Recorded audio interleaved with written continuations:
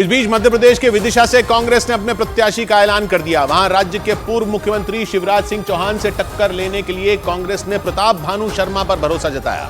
प्रताप भानु शर्मा मध्य प्रदेश में कांग्रेस के सबसे उम्रदराज नेताओं में एक हैं और वो इसी सीट पर एक बार पहले भी शिवराज सिंह चौहान से टकरा चुके हैं। जैसे शिवराज सिंह चौहान को मध्य प्रदेश में मामा कहा जाता है, वैसे ही प्रताप भानु शर्मा दादा के नाम से जाने जाते हैं। मतलब इस बार विदिशा में मामा वर्सेस दादा का चुनाव होगा। हालांकि यह मुकाबला पहली बार नहीं हो रहा, बल्कि इससे पहले 1991 में भी ये दोनों नेता आपस में टकराए थे, क्योंकि 1991 में अटल बिहारी वाजपेयी ने विदिशा और लखनऊ से जीत दर्ज करने के बाद विदिशा की सीट छोड़ दी थी। उनके बाद इस सीट पर बीजेपी ने शिवराज सिंह चौहान को उतारा था और उनका मुकाबला कांग्रेस के प्रताप भानु शर्मा से हुआ था। तब शिवराज सिंह चौहान उन्हें हराकर पहली बार सांसद बने थे। और 33 साल बाद शिवराज सिंह चौहान दोबारा केंद्र की राजनीति में एक्टिव हुए तो उनका मुकाबला एक बार फिर प्रताप भानु शर्मा से ही होने वाला है।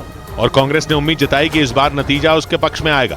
प्रताप भानु शर्मा 1991 के चुनाव के सबसे चर्चित उम्मीदवारों में एक थे, लेकिन इसकी वजह उनकी शिवराज से हुई टक्कर नहीं थी, बल्कि तब तो उन्हें कांग्रेस ने टिकट देने के बाद चुनाव लड़ने से रोकने की कोशिश की थी। हालांकि इसकी वजह शिवराज सिंह चौहान नहीं थे, बल्कि अटल बिहारी वाजपेयी थे।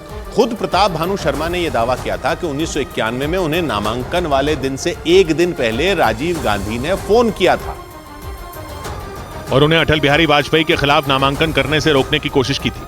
तब राजीव गांधी ने उन्हें विदिशा के बजाय भोपाल या फिर बैतूल से लड़ने का ऑफर भी दिया था। ऐसा कहा जाता है कि तब कांग्रेस की अगुवाई कर रहे राजीव गांधी अटल बिहारी वाजपेयी का बड़ा सम्मान करते थे। और जब उन्हें पता चला कि अटल जी विदिशा से चुनाव लड़ने वाले हैं तो उन्होंने अटल बिहारी वाजपेयी के खिलाफ उम्मीदवार उतारने से मना कर दिया। लेकिन तब तक प्रताप भानु शर्मा अपनी तैयारियां पूरी कर चुके थे, क्योंकि एक रात पहले तक किसी को यह उम्मीद नहीं थी कि अटल बिहारी वाजपेयी विदिशा से नामांकन कर देंगे। और तब की मीडिया रिपोर्ट के मुताबिक ये बात खुद राजीव गांधी को भी एक रात पहले ही पता चली थी, इसलिए उन्होंने तुरंत ही विदिशा से कांग्रेस उम्मीदवार प्रताप भानु शर्मा को फोन कर दिया था। लेकिन तब बात नहीं बन पाई थी, क्योंकि प्रताप भानु शर्मा के नामांकन के लिए कांग्रेस के बड़े नेता पहुंच चुके थे। हालांकि प्रताप भानु शर्मा के मुताबिक उन्होंने नामांकन करने से पहले अटल बिहारी वाजपेयी के पैर छूकर उनका आशीर्वाद लिया था। और तब अटल बिहारी वाजपेयी ने यह दलील दी थी कि उन्हें विदिशा से लड़वाने का फैसला पार्टी ने लिया था। और उस वक्त अटल बिहारी वाजपेयी ने विदिशा सीट पर सिर्फ प्रताप भानु शर्मा को ही नहीं बल्कि 18 उम्मीदवारों को हराया था।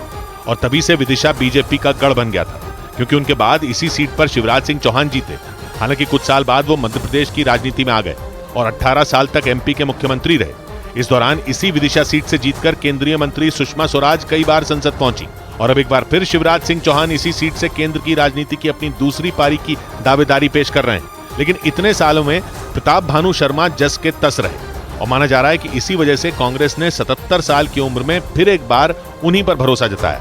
इस बीच पहली बार गायों में बर्ड फ्लू का वायरस पाया गया।